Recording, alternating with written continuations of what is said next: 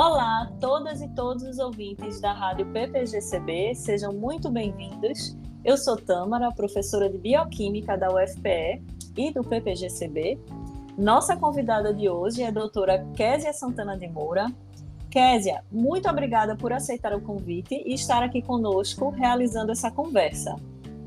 Que isso, o prazer é meu, estava muito ansiosa, tenho acompanhado os trabalhos de vocês no Departamento de Bioquímica, toda a divulgação científica que vocês fazem, é um orgulho, inclusive, fazer parte dessa história e ver amigos e amigas, pessoas maravilhosas como você, tocando projetos tão bons como esse, viu? Um prazer, muito obrigada pelo convite.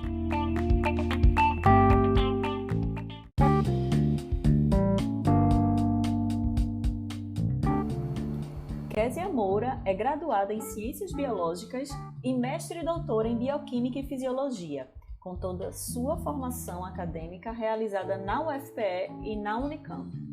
Trabalhou na Allergisa, uma empresa do grupo internacional Australian Lab Science, como pesquisadora responsável por estudos de segurança e eficácia de produtos para a saúde, cosméticos e higiene pessoal, saneantes e correlatos. Logo após, trabalhou como pesquisadora sênior no Instituto de Pesquisa Cosmos Science, onde fazia ensaios pré-clínicos in vivo e ex vivo, avaliando a segurança e eficácia de medicamentos de uso tópico, produtos para a saúde, cosméticos e saneantes. Atualmente, Késia é gerente de assuntos regulatórios e projetos na indústria Baroni, uma das 6 empresas no mundo e a única empresa na América Latina que produz dispositivos de politetrafluoetileno, que são dispositivos médicos implantáveis para áreas de cirurgia geral e cardiovascular. A função de Késia é garantir a conformidade de toda a documentação sanitária da empresa frente à Anvisa. Desenvolveu o dispositivo médico e seu dossiê técnico, atendendo todas as normais técnicas e requisitos essenciais de segurança e eficácia para aprovação da Anvisa ou de qualquer outro órgão regulador, seja o FDA dos Estados Unidos ou o EU da Europa. A indústria Baroni fornece seus produtos a muitas partes do mundo e no Brasil o principal cliente é o SUS.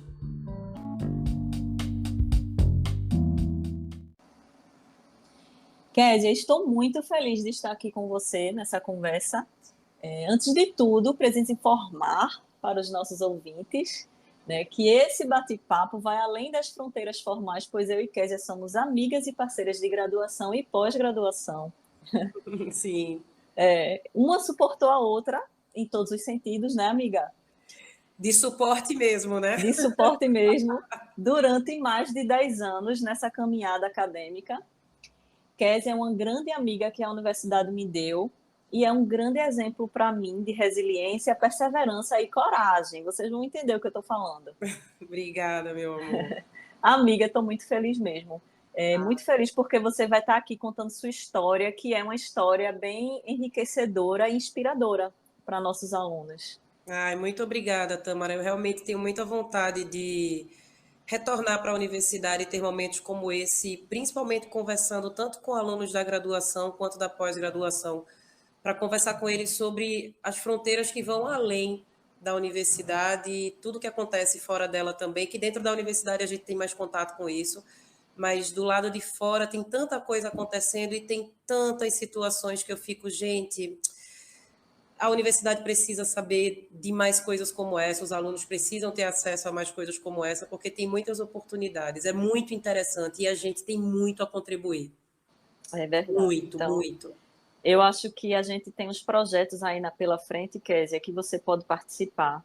Nossa, tem vários convites, viu, para você aqui, para graduação, para pós, para você contar essa história também, né? E mostrar os caminhos de fora para nossos alunos. Nossa, com o maior prazer. Pode esperar que o convite vai chegar, viu? Tá certo. Já ansiosa. Seria um sonho para mim. É um sonho para mim voltar para a universidade e contar tudo que eu aprendi aqui do lado de fora. Então vamos começar. Ô, Késia, conta pra gente como foi sua experiência na UFPE, desde a graduação até o doutorado. Meu Deus, eu olho para isso hoje, Tamarinha, e eu paro para pensar na nossa história, né? São 10 anos de estudo, são 10 anos na universidade, são 4 de graduação, 2 de mestrado e 4 de doutorado. E é impressionante como esse tempo, você olhar 10 anos e pensar que 10 anos é um tempo considerável e, ao mesmo tempo, lembrar como que eles voaram e como que eles foram importantes, dar essa corrida, né, esse tiro de 100 que eu sempre brinco, é muito bom, porque você consegue realmente se preparar como profissional num período muito... É um período considerável, 10 anos, mas é um período muito bom e, querendo ou não, você vai com o mesmo engajamento em todas essas etapas e vai passando que você nem vê. Para mim foi É incrível. verdade. Entrar na Universidade Federal de Pernambuco foi, lá no início, eu nem imaginava tudo que iria acontecer, mas foi um período muito importante. Comecei ali na graduação, né, em Biológicas, bacharelado. Já no final do primeiro semestre, eu entrei com iniciação científica com a professora Patrícia Paiva, uma inspiração, uma mãe científica para mim. E aí emendei o mestrado e o doutorado, e foram esses 10 anos, né? No meio do doutorado, no primeiro ano do doutorado, eu já havia conseguido uma parceria com a Unicamp, com o Laboratório de Bioenergética aqui na Faculdade de Ciências Médicas da Unicamp, e foi quando eu vim no final do primeiro ano do doutorado e fiquei até o terceiro ano. E foi uma experiência divisora de águas e, basicamente, posso dizer claramente que é o que me trouxe até onde eu estou hoje. Então, foi uma experiência muito boa. E aí, projetos, o convívio, todas as colunas, todas as diálises, tudo que a gente fez junto, todas as eletroforeses, todos os experimentos, eu tenho tudo isso guardado no coração e é uma bagagem que você usa para a vida inteira. E posso dizer para você que são formas de trabalho que você consegue aplicar em tudo na vida, em qualquer área, inclusive. O É, cientista, ele tem uma capacidade de resolver problemas que é diferenciada. é verdade. Até porque quem vive a UFPS sabe que todos os dias a gente dá um murro em ponta de faca, né? E a gente Todo tem que criar dia. nossas soluções, tem que fazer as coisas acontecerem. Você não para no primeiro não, não tem nem como parar no primeiro não. Não existe a possibilidade de parar no primeiro não, senão você não conclui, você não termina. E as ideias, a criatividade, a força de vontade, a energia que a gente tem, principalmente quando a gente é mais jovem, certamente Verdade, é o que faz a gente chegar lá. É é muito, olho verdade. para isso hoje, eu agradeço eternamente aquela Késia dos 17, 18 anos, que levou a Késia até os 27, 28 anos a concluir em 10 anos corridos uma formação tão grande assim. Hoje eu percebo que o tempo que a gente fica na universidade, nesses 10 anos que eu te falei, ele parece muito tempo, mas quando você conhece outras pessoas, ele é quase um tempo recorde, assim. Você É, conseguir terminar um doutorado, uma graduação, mestrado, doutorado nesse período, antes dos 30, a gente terminou, acho que a gente tinha 27, 28. É verdade, muito, muito, muito bom. é verdade. É muito aprendizado, É né? muito Realmente, aprendizado. como você falou, ter a metodologia científica dentro de você faz com que você saiba resolver qualquer problema usando método científico, né? Aquela coisa Sim, metódica de ter um objetivo que tem que se tornar meta, o não tem que virar sim de alguma maneira, e a gente ali vai buscando as soluções, né? com certeza. E o olhar também com relação à análise crítica, a gente acaba usando muito esse termo, análise crítica de um projeto, análise crítica de uma proposta, análise crítica até de uma própria solução que você mesmo pensa ou que outra pessoa dá. Você tem que pensar em tudo ao redor daquilo. Claro que tem coisas que depois você vai adquirindo fora, quando você começa a perceber as interfaces que um pesquisador faz com outras áreas de trabalho, mas a análise crítica do todo, ela é impressionante. E realmente você conseguir transformar um não num sim. E eu acho que até isso que você falou é muito interessante, Tamara, porque transformar um não num sim, na prática, significa transformar uma demanda que você recebe, uma solicitação, um projeto, em várias opções. E muitas vezes o não é um não para uma única resposta. Ele tem várias possibilidades de acontecer, a depender do tempo que você tem, do orçamento que você tem, da equipe que você tem, do quanto de tempo pessoal que você tem para dedicar aquilo. Você começa a perceber que tem várias soluções e você vai escolher a mais aplicável, a mais oportuna. É É verdade. muito engrandecedor. E esse É uma olhar habilidade. ele ajuda demais. É uma habilidade que a gente ganha, né, aqui dentro. Ganha demais. De analisar É impre criticamente as coisas, de colocar problemas dentro da solução, que é uma coisa que às vezes até parece chata. Mas quando você começa a pensar em tudo que pode dar errado, ou no que deu errado e o que pode ter causado aquilo, que é bem uma coisa de pesquisador mesmo, qual foi o viés que pode ter dado errado aquilo? Vamos testar assim, vamos testar assado, vamos testar sem esse, vamos testar esse, vamos testar sem nenhum dos dois, esse aqui vai ser o grupo controle. É muito interessante. Consegue ter tudo. é interessante e é lindo, né. É Uhum. lindo.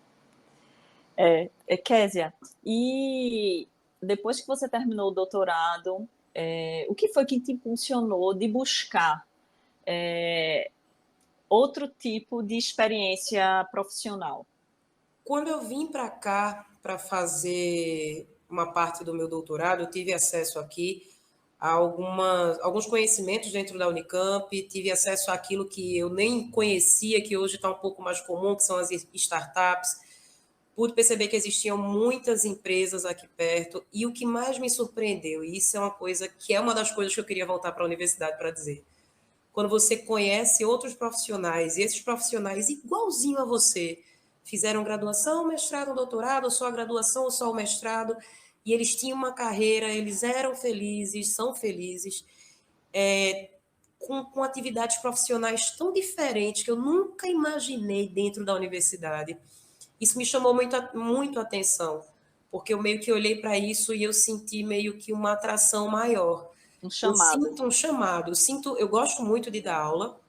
Nossa, eu adorava dar as aulas, mas quando eu vim para cá, eu senti um chamado com relação a, cara, eu quero construir uma vida em outro local, eu quero ter outros desafios e até uma coisa pessoal que a gente já conversou em particular nós duas, que eu não conseguia aceitar que a felicidade, que a vida, que a realização de uma pessoa estava única e exclusivamente em ser professor de universidade pública. É uma realização, é uma felicidade, é para alguns, e é isso que alguns nasceram, mas tem muita coisa fora, e eu tive a oportunidade de descobrir todos os caminhos, não todos, mas vários caminhos que dava para eu seguir.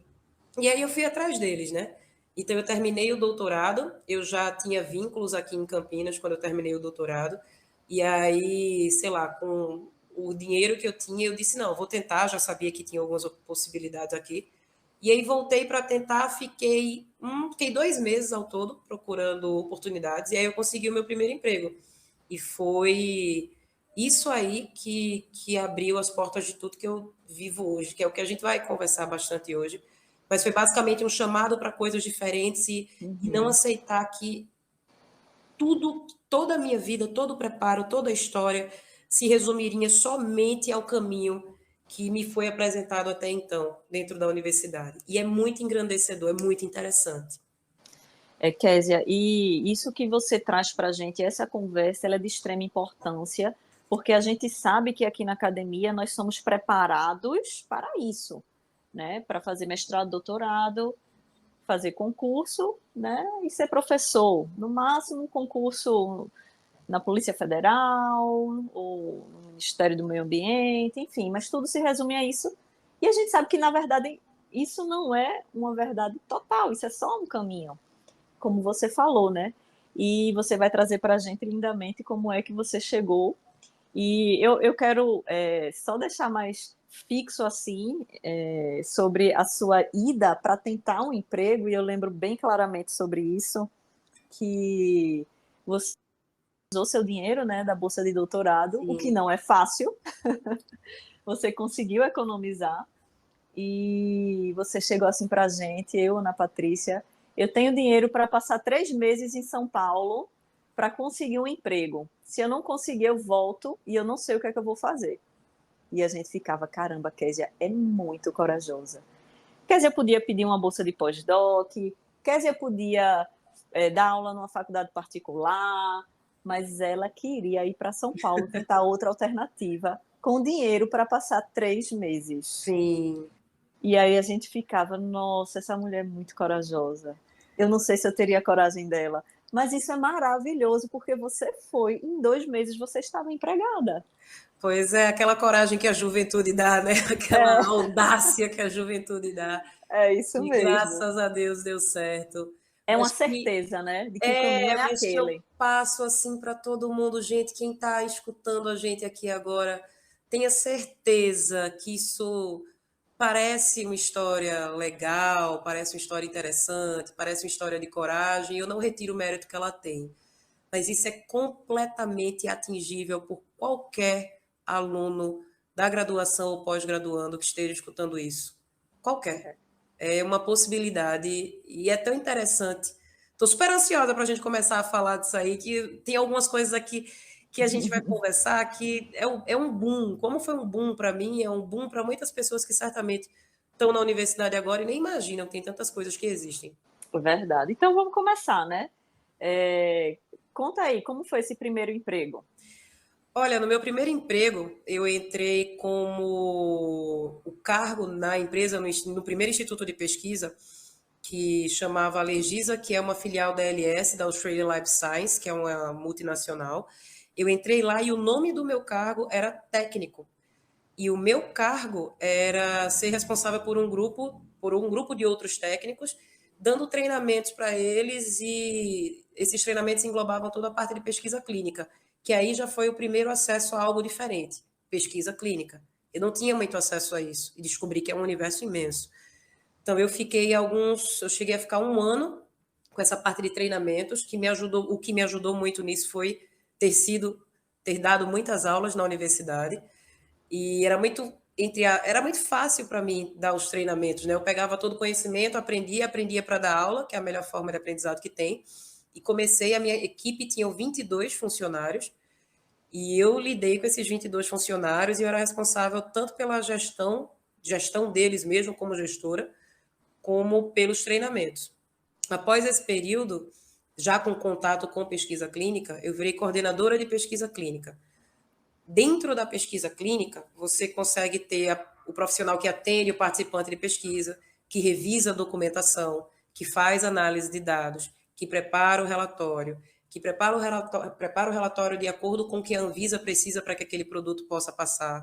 Tem o coordenador de estudo, o monitor externo. Só aí já são várias opções de trabalho que eu estou citando para você. Sim. E esse meu primeiro emprego foi com pesquisa clínica, e aí no final era coordenadora de estudos de segurança. Segurança são estudos que não abrangem aquilo que a gente entende, aquilo que é eficácia. Então, você pode utilizar um produto, ele pode não te entregar o que ele diz que te entrega, mas antes de tudo, e primeiramente, ele tem que ser seguro.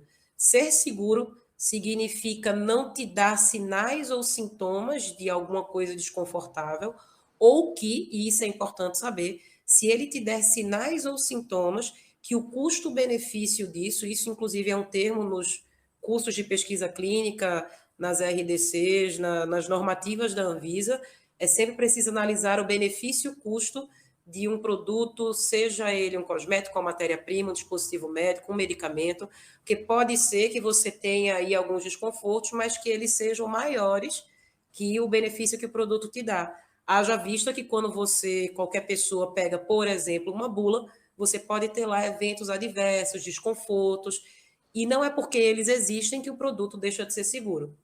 Então era esse o trabalho de segurança, testar a segurança e ver o benefício-custo do produto, do Sim, medicamento, do cosmético, do saneante, da matéria-prima e do dispositivo médico, e aí vai. entendi. Entendi. É bem interessante esse trabalho. Ele é bem diferente do que a gente faz aqui na universidade, porque a gente faz estudo de base, né? E esse trabalho nessas empresas de biotecnologia, eles vão já no produto pronto, vai testar o produto pronto. Exato. E tem uma coisa que é muito interessante também, Tamara, que era aquilo que a gente conversou um pouquinho antes.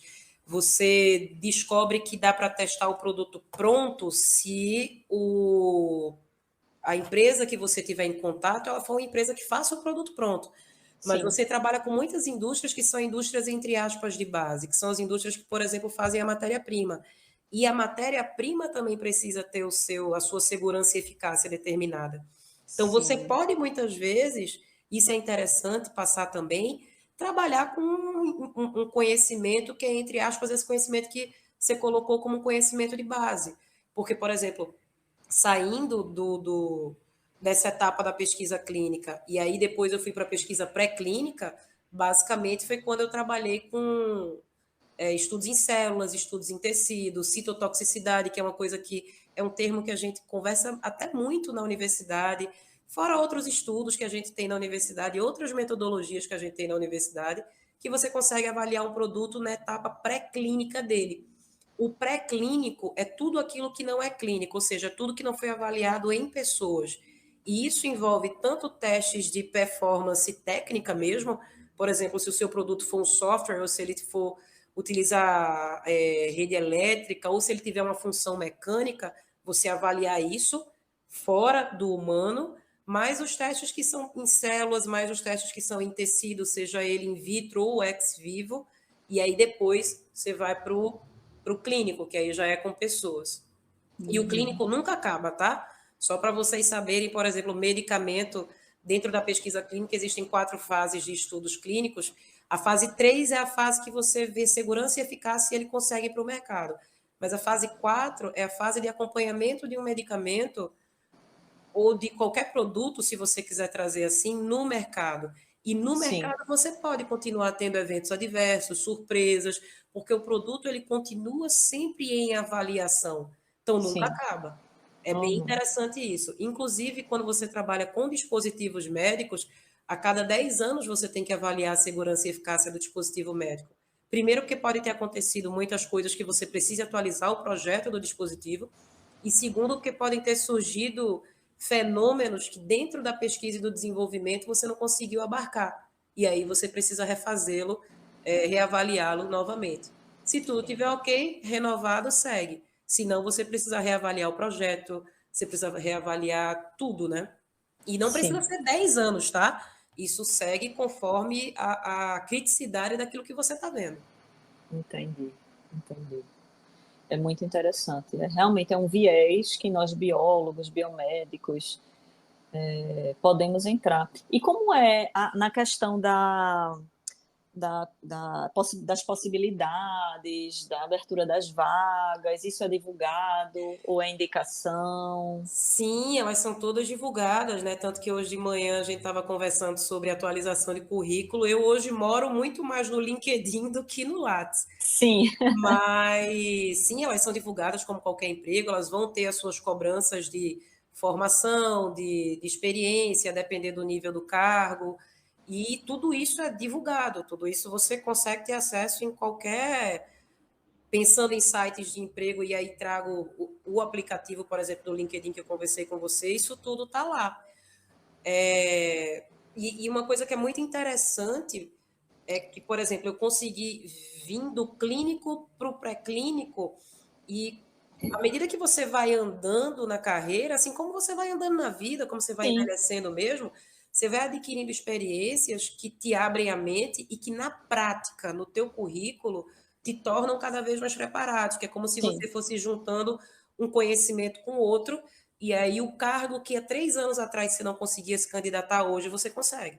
sim, com E aí você vai certeza. fazendo as entrevistas, obviamente você prepara o seu currículo, e aí existe uma série de modelos de currículo para isso, passa pelas Uhum. etapas de entrevista. As etapas de entrevista é muito engraçado que elas parecem mini bancas. Aí você Sim, passa pelas mini bancas, conversa tudo que você sabe, que você aprendeu, como você consegue contribuir, e você vai caminhando nisso. Então, as vagas são sempre divulgadas e é a experiência que vai trazendo mesmo a capacidade de uhum, você conversar, de você trazer o seu conhecimento. E olha como aí é um ponto que a universidade traz para a gente. sim, Hoje, por exemplo, quando eu faço entrevistas, quando eu preciso contratar pesquisadores, coordenadores ou outros gerentes que já precisei fazer isso, é muito interessante como você vê a forma como cada profissional, de acordo com a sua formação, sua idade e até com seu jeito pessoal de ser, traz o conhecimento que ele tem. E nós que viemos da universidade, a gente consegue organizar o raciocínio e passar segurança de uma forma que é muito interessante, Tamara. Eu sempre falo que todos os elogios que eu recebo na vida eu devo aos meus pais, mas tem um aham. elogio que eu devo muito à universidade, que é o elogio de como as pessoas falam: nossa, você passa uma segurança quando você fala assim, lindo. Você já montou uma coluna, meu querido? Você já foi buscar água em outro departamento? Você já precisou da ajuda de uma banca? Alguém já fez 255 mil observações numa tese que você fez? Você precisa mostrar que você sabe. Isso não é sobre soberba. Isso é sobre você ter segurança naquilo que você fez. Porque você fez, você sabe, você entende.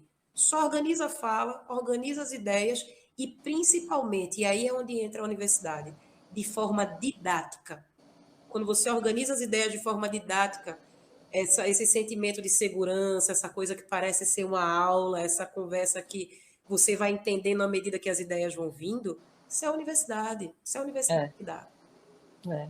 A gente é treinado isso desde a graduação, né? Começa Você nos não tem como chegar. seminários. Você não tem como chegar no teto da casa sem passar pelo chão. E é muito interessante que às vezes eu preciso tratar com outros profissionais que têm outras formações diferentes, e isso não é sobre ser melhor ou pior, tá? Deixo claro aqui.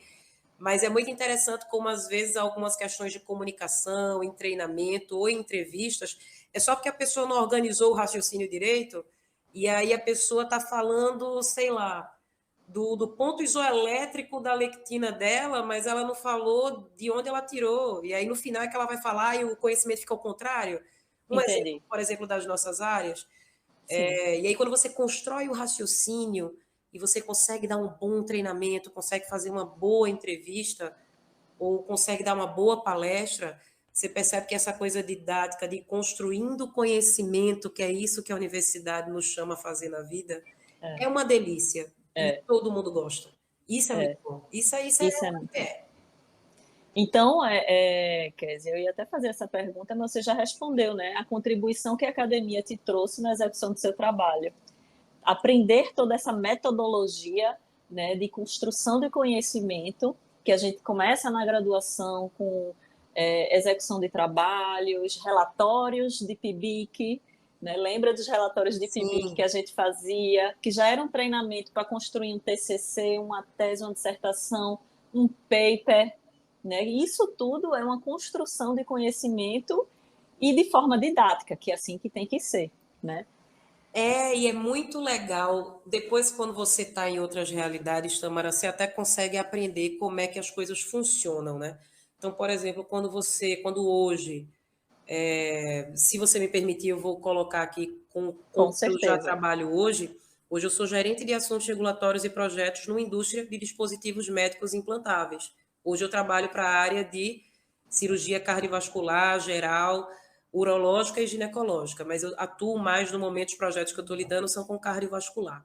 Quando você pega a documentação disso e toda a documentação que você precisa submeter à Anvisa para que um dispositivo médico, um, um material seja aprovado para ele poder ir para uso para o paciente em sala de cirurgia, quando você pega a documentação disso, o olhar que você tem, primeiro que é o olhar da metodologia científica, e Uhum. depois vem o olhar das empresas entre si, e aí as empresas são as empresas com sua forma, sua documentação, aquilo que para elas foi melhor executar, e você consegue se adaptar a isso, e você consegue olhar para todo o material que a Anvisa precisa responder, e também entender qual que é a lógica disso. Eu acho que o fundo dessa conversa, Tamara, é entender como as coisas funcionam. Uhum. Quando a gente aprende a entender como as coisas funcionam, seja para dar uma aula, seja para executar um projeto, seja para escrever um relatório, preparar um dossiê técnico para a Anvisa. Quando você consegue entender o porquê das coisas, isso é de um engrandecimento, de um vibrar de espírito tão gostoso de existir, assim, de caramba, eu consigo entender, eu consigo executar, eu consigo fazer, eu consegui Uhum. pegar o que o cara quer, eu consegui entender a lógica dessa comunicação, porque cada comunicação tem sua lógica, a lógica de um texto Sim. de PIBIC é completamente, não completamente, mas ela é parecida com a lógica de um texto de uma tese, mas ela se abre, né? Ela fica muito maior, ela fica mais Isso. desafiadora, você tem que concatenar as coisas, é bem diferente. Mas quando você aprende a escrever dentro daquela lógica, minha amiga, você leva isso para qualquer lugar do mundo. Então, aprender a aprender é o nosso ramo. Aprender a É, aprender hoje, para mim, é, adaptabilidade. Se eu pudesse dizer para você, as empresas usam muito esse termo, isso é muito utilizado atualmente. Adaptabilidade é aprender a aprender, para mim, hoje, se eu é. pudesse traduzir. Seria É isso. aprender a aprender. E a gente aprende para ensinar, né? Isso é A gente ótimo. se forma, a gente se formou bióloga, e né, na nossa formação a gente não aprende tudo, mas a gente aprende a aprender. Isso é o mais incrível, né? Eu posso até trazer isso para minha profissão, né? Hoje eu sou docente e a gente dá aula para todos os cursos. Então, se eu vou dar aula de metabolismo de carboidratos para biológicas, eu dou com viés mais biológicas, mais para a Uhum. natureza, ecossistemas. Se eu vou dar aula para o curso de médico, do curso de medicina, eu já vou trazer isso para uma coisa mais que gere alguma patologia, já pensando já na experiência médica Em dentro algo de um mais clínico, hospital, né? algo mais clínico. Então, para isso eu tenho que aprender, porque eu não fiz medicina, eu fiz ciências biológicas, então isso me traz uma dificuldade. Eu vou nos livros, aprendo e passo o que eu aprendi para os meus alunos, e é exatamente isso que você está falando. E ter essa possibilidade, essa plasticidade, né, que o nosso Exato. cérebro tem, a gente usa essa plasticidade para adaptar qualquer coisa. Eu acho que hoje, eu fico pensando assim, eu acho que hoje, se eu for estudar física, eu consigo entender muito melhor do que quando eu era adolescente, né, na Com escola. certeza. Se eu pudesse ter uma linha temporal hoje também, porque não dá mais tempo, se eu Não, pudesse ter uma linha temporal hoje que pudesse voltar no curso de ciências biológicas e fazê-lo de novo, tenho certeza que eu ia aproveitar ele de outra forma. A gente sempre conversou sobre isso, né, minha sim, amiga? De nossa, se sim, a gente tivesse o cabedal que a gente tem hoje, pudesse voltar atrás e ver esse curso de novo, a gente teria aprendido muito mais, feito muito muito mais mais. conexões. Isso, É muito gostoso. Eu amei o é, termo que você usou, Tamarinha, essa plasticidade que a gente é, tem. E deixo um elogio, inclusive, a toda a pós-graduação de Bioquímica e Fisiologia, a do CCB e a você, principalmente. E um toque para um pessoal, que é essa questão de usar bem as palavras, as ideias, o vocabulário, ele é muito importante. Principalmente, Tamara, aí você falou um negócio aí que eu lembro bem. Quando você está na graduação, você vai passar por todos os cursos. E dentro de todos os cursos, você tem diferentes idades, isso. diferentes níveis de pessoas. Então, você vai meio que caminhando com a linguagem na cabecinha de cada um, e é muito interessante. E não deixa de ser diferente no mercado de trabalho, porque você tem pessoas com todas as formações, idades, condições, algumas com famílias, outras não. É muito. Parabéns, minha amiga. Você, inclusive, é ótima nisso. Parabéns, meu amor. E a universidade ajuda muito a gente nisso, porque às vezes a gente Ajuda. precisa falar difícil, mas às vezes a gente precisa falar fácil, pô. Eu vou fazer É, como? O cara está no primeiro semestre de ciências biológicas, eu vou lá na loucura da ponte de hidrogênio, citar o detalhe. Calma, vamos construir esse raciocínio. E aí a isso. palavra ajuda muito nisso. Ajuda. A gente tem que aprender a descodificar, né, a Descodificar. ciência. A gente tem que aprender a descodificar e caminhar, levando a ciência para todos os níveis, né, de Sim, conhecimento. sim. Exato, meu amor. E isso faz da gente muito, vamos dizer assim, essa plasticidade fenotípica, né, que a gente aprende que a gente tem, ela existe de verdade. Está você aí, né, nessas empresas. São empresas de biotecnologia. Como é que eu posso nomear? Você pode nomear empresas de biotecnologia, sim. As primeiras foram institutos de pesquisa. O instituto de pesquisa ele é um prestador de serviço de muitas áreas. E agora eu estou no indústria, que é um fabricante. Indústria. E aí, como Hum. fabricante, é a parte de fábrica mesmo, chão de fábrica, Sim, aí tem de tudo. Então, como agora é um fabricante, é uma indústria, isso aqui é uma empresa mesmo. As outras sim. também são, mas as outras são prestadores de serviço, então, elas acabam ficando acessórias ao serviço principal, que é fabricar e disponibilizar. Então, Uhum, uma indústria, por exemplo, a que eu trabalho hoje, ela pode precisar do serviço de muitos prestadores de serviço. uhum. Então, eu já fui a pessoa prestadora de serviço, tanto na área clínica quanto na pré-clínica, e agora eu estou como cliente dessas indústrias, entendeu? Então, agora eu Entendi. tenho que pegar tudo que elas podem oferecer e aí, de acordo com o serviço, usar para o que me apraz ou o que me interessa ou o que é necessário para colocar esse dispositivo médico para frente. Uhum. Interessante. E Ô, aí, Késia, diga, meu amor. e aí fiquei agora pensando, é, trabalhar numa empresa, né, requer algumas coisas que talvez a gente não aprenda aqui na academia. Por exemplo, ponto, Sim, horário para entrar, horário para sair, metas diárias para atingir, porque aqui na pós-graduação a gente meio que faz nossos horários. A gente tem nossas metas, que são os objetivos específicos do nosso projeto, mas a gente pode ir percorrendo por essas metas da nossa maneira, do nosso jeito. E nesse caso, numa empresa, você, como estudante de pós-graduação, ex-estudante de pós-graduação e doutora, você sentiu alguma dificuldade nesse processo das empresas? é bem interessante essa sua colocação e ela é algo que, meu Deus, é algo que tanto as universidades quanto as empresas precisam desenvolver melhor, porque nós temos aí o 8 e o 80. Em que sentido? Dentro da universidade, realmente, quando eu passei, né, para fora dela, eu percebi que realmente a questão de não existir algum tipo de controle poderia deixar as coisas um pouco soltas, mas dentro das empresas eu também percebo que enrijecer as coisas é contraproducente.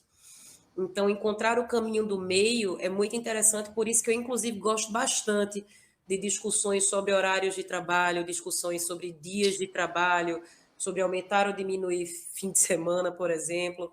Mas a questão do horário, para mim, não foi um problema, mas a questão do quanto que você precisa estar lá é uma questão que é relevante. Porque, da mesma forma que estar no laboratório não significa que foi produzido, estar numa empresa, às vezes, também pode significar um pouco disso. Então, falta um pouco de encontrar o caminho do meio com relação à maleabilidade daquilo que é horário, com relação à maleabilidade daquilo que é entrega. É preciso que essa entrega aconteça e ela tem um prazo, ela tem um horário.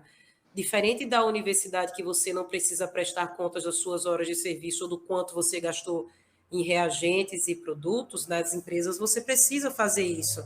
E isso é interessante, porque isso, inclusive, te dá uma ideia maior. Você consegue, por exemplo, uma das coisas que eu aprendi na, nas empresas, aprendi um pouco na universidade, nas empresas isso aumentou muito mais, foi a questão de gerir recurso.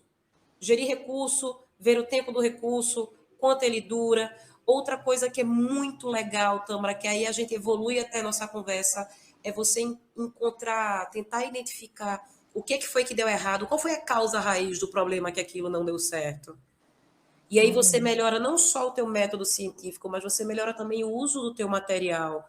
Porque muitas vezes nas empresas você tem um limite de gasto que você pode ter. Você não pode estar brincando com o material, até porque Sim, as outras empresas pagam você para isso, ou a tua própria indústria paga você para aquilo também. Então, racionalizar e raciocinar em cima disso é muito bom. O sim, horário, muitas vezes eu fiquei, puxa, chega uma hora que às vezes você não tá, já cansou, você já teve um dia absurdo, cheio de reunião, cheio de resolução de problemas, cheio de demanda, que você orientou muitos funcionários e você já está cansado e às vezes você não pode sair porque você tem um horário para bater e isso é desagradável. Da mesma forma que você também não pode ter um dia que, hoje eu não quero ir não, amanhã eu troco a célula de garrafa, tudo bem, ela dura até hoje, amanhã eu vejo isso. Não é assim. Então, esse meio do caminho, uhum, esse 880, encontrar esse 44 é muito importante. sim, Claro que a gente tem aí, falando de indústrias, uma pressão capitalista, né, uma pressão de entrega muito grande, sim, mas o contrário disso também é algo que hoje eu não vejo muito como saudável. Isso não significa você, para o colaborador da empresa, dizer para ele, agora é banda voou. Isso também não significa você chegar para o estudante em graduação e pós-graduação, seja qual nível foi, e dizer, olha, agora vamos ser carrasco, agora você tem que estar aqui enlouquecendo o tempo inteiro.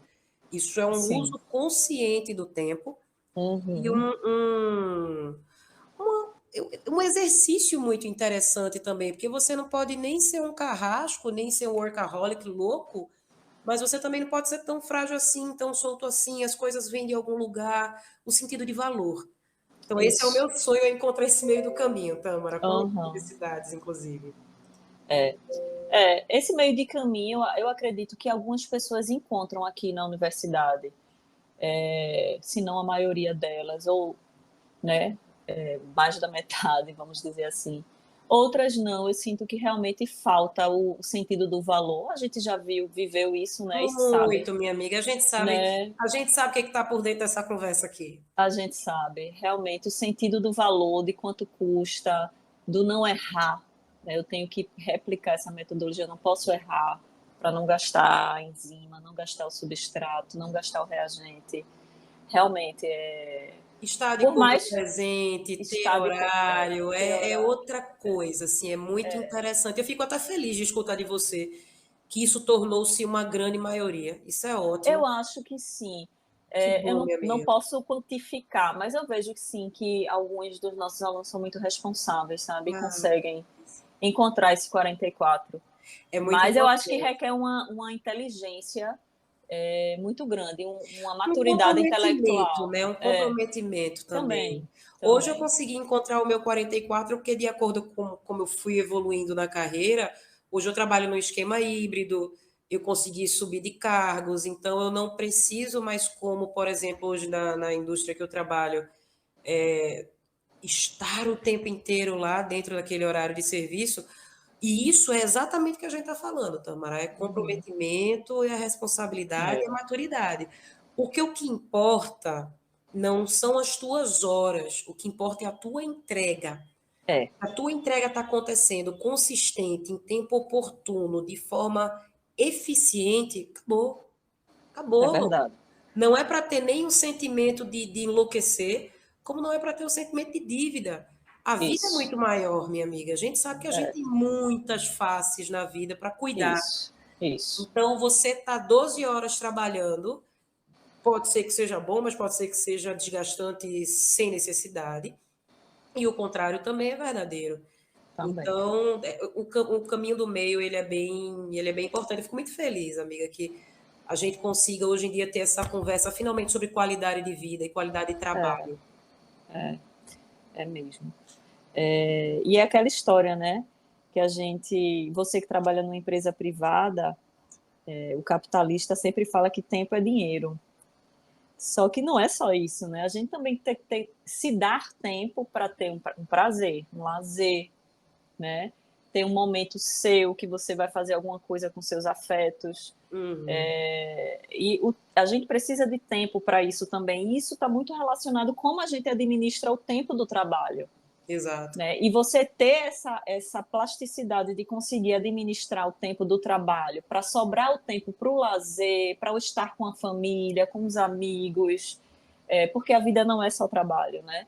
É muito importante. Então, o tempo que a gente consegue ter para a nossa vida, ele não precisa ser monetizado, porque é o tempo que a gente precisa para se sentir bem, né? Para ser feliz, para não ser só uma pecinha, né, que está gerando renda para uma empresa, por exemplo. Exato. E Né? essa coisa do tempo é dinheiro, ela pode funcionar para algumas coisas, como por exemplo para máquinas, mas para Para máquinas. pessoas, o tempo não nem Não, sempre é dinheiro. Inclusive, você pode não. ter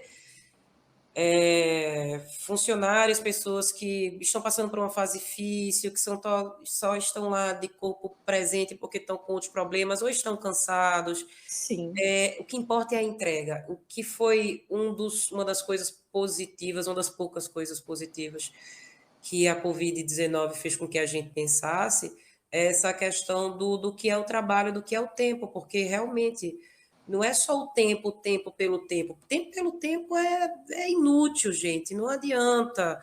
Inclusive, porque muitas vezes você está lá na empresa o dia inteiro, 9, 10 horas, sendo que das quais você produziu 6, significa que a empresa poderia ter gastado 4 horas a menos com você lá dentro, consumindo os serviços, as coisas da empresa, e você poderia ter tido 4 horas a mais de vida. E quem ia devido. perder com isso? Você. Ninguém.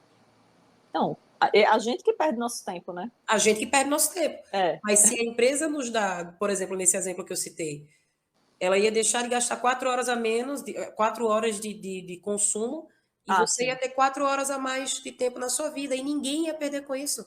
Isso, ninguém. Verdade. Pois é, e aí hoje em dia eu trabalho muito isso, inclusive eu até consegui fazer alguns movimentos na indústria que eu trabalho, eu fico muito feliz, eu consegui reduzir um pouco, consegui reduzir o tempo de trabalho da indústria que eu trabalho hoje, que eu trabalho como gerente lá, exatamente falando, gente, não faz diferença isso aqui, não muda para ninguém.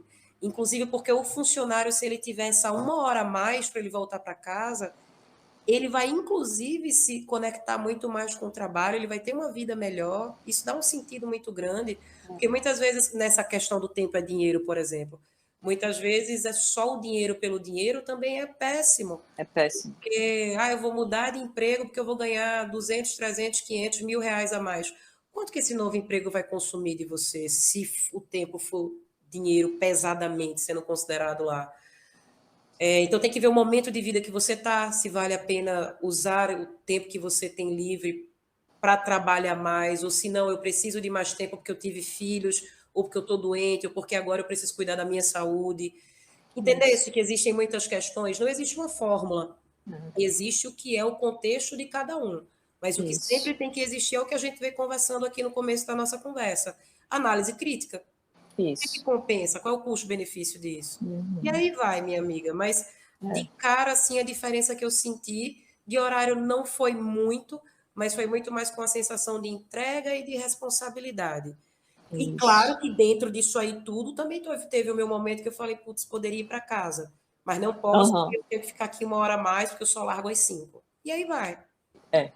E aí vai.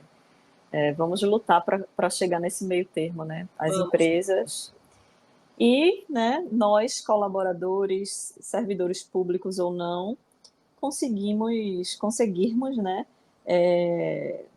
nos doar dentro desse pouco tempo o máximo possível para Sim, cumprir a nossa meta, né? Cumprir sim. a nossa meta. Que maravilha, então, Késia. Então, valeu muito a pena, né? Sair da academia e buscar. Acho que você é uma pessoa completamente diferente daquela Késia que diferente que eu falo profissionalmente, óbvio, né? Porque a sua essência é a mesma, Sim. mas maturidade, profissionalismo, daquela Késia que foi, né? Na doida, tem 3 meses aqui de dinheiro e vou tentar. Foi Isso, ótimo. Hoje em dia eu olho para trás e falo, menina, que coragem, hein? Parabéns. Mas, Tâmara, coragem. é uma trajetória que eu me sinto muito.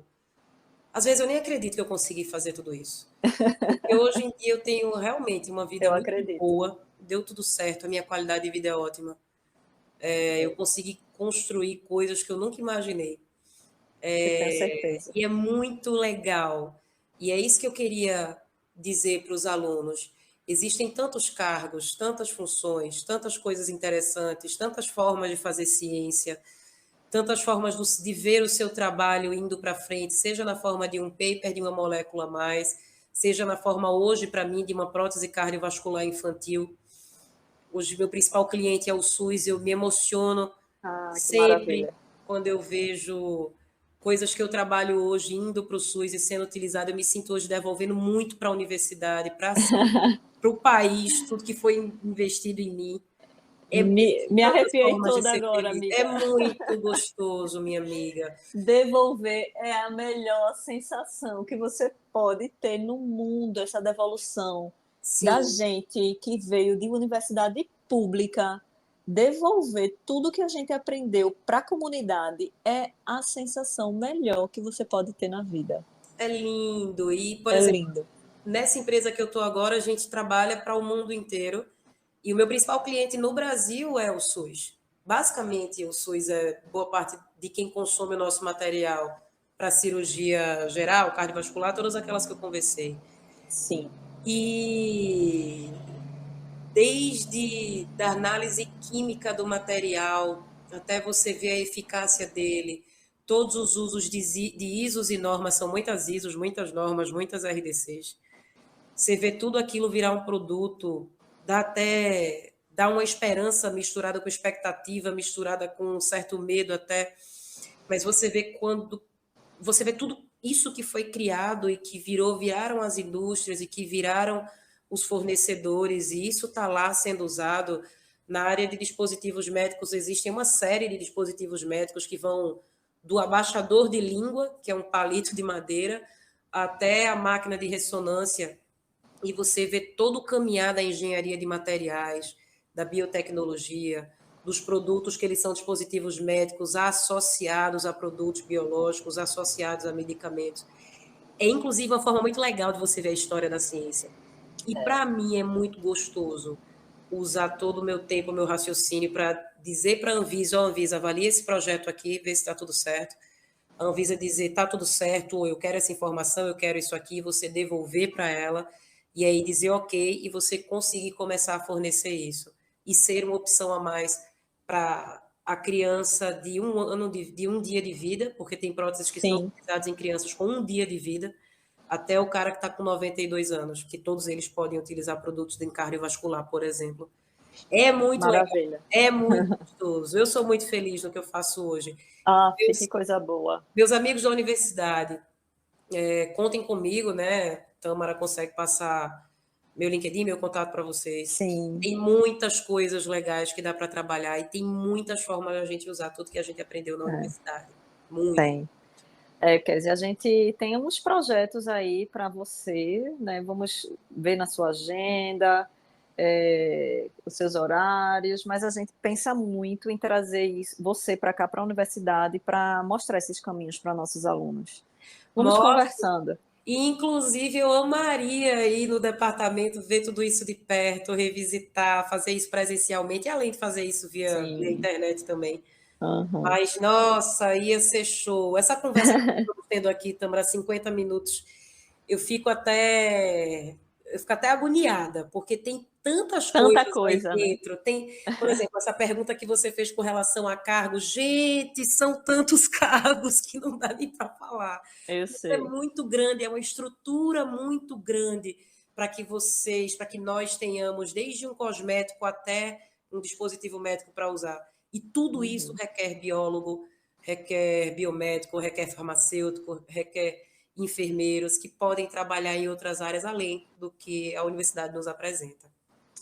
Então é isso, Kézia. Muito obrigada por essa conversa. Você tem alguma consideração, alguma coisa para falar para os nossos alunos, além do que você já falou, né? Para a gente finalizar. Só agradecer pelo convite, parabenizar a pós-graduação, parabenizar o UFPE. Eu tenho ficado muito feliz. Eu continuo acompanhando tudo, continuo no grupo do laboratório. Só parabenizar vocês. Tem sido incrível todo o desenvolvimento que vocês têm feito. Obrigada pelo convite. E, meus amigos, continuem, vamos conversando e estudem e vamos desenvolver a capacidade de aprender. E utilizando principalmente o exemplo de pessoas como Tâmara, como Ana Patrícia, como Tiago e como minha querida Patrícia Paiva. Aprender para ensinar é uma luz no mundo. E é uma luz na vida pessoal. E é para tudo que vocês puderem imaginar. Aprender a aprender é sensacional. Muito obrigada pelo convite, viu? Vamos conversando aí.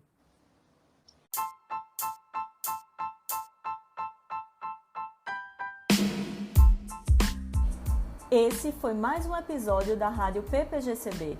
Muito obrigada pela audiência. Encontro com vocês nos próximos episódios. Tchau, tchau!